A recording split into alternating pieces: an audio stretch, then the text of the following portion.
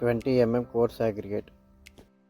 Concrete వర్క్స్లో ఎక్కువ దీన్నే use చేస్తారు. ఎందుకు? మిగతా సైజెస్తో పోలిస్తే దీనికే ఎక్కువ స్ట్రెంత్ ఉంటుంది.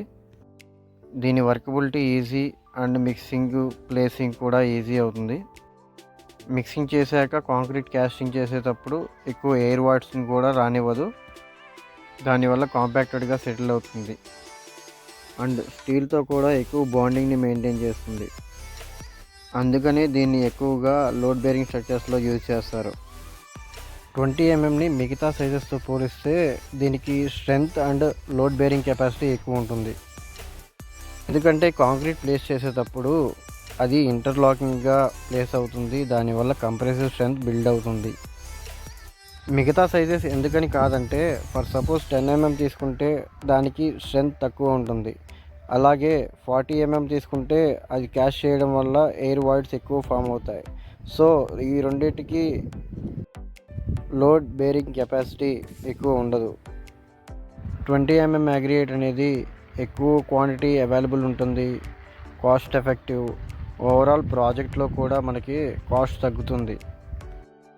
ఇది లోడ్ బేరింగ్ స్ట్రక్చర్స్కి బాగా సూట్ అవుతుంది. లైక్ స్లాబ్స్, బీమ్స్, కాలమ్స్ నుంచి ఫూటింగ్స్ వరకు అండ్ వాల్స్, రోడ్ కాంక్రీట్స్ కూడా ఉపయోగపడుతుంది.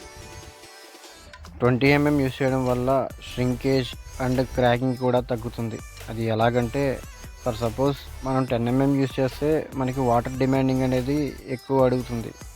అండ్ 40 ఎంఎం యూస్ చేస్తే దాంట్లో వాయిడ్స్ అనేది ఫామ్ అవుతాయి. ప్లస్ సెగ్రిగేషన్ అనేది సరిగ్గా అవ్వదు. అంటే మనకి పైనుంచి పోర్ చేయడం వల్ల మెటీరియల్స్ అనేవి సపరేట్ అవుతాయి.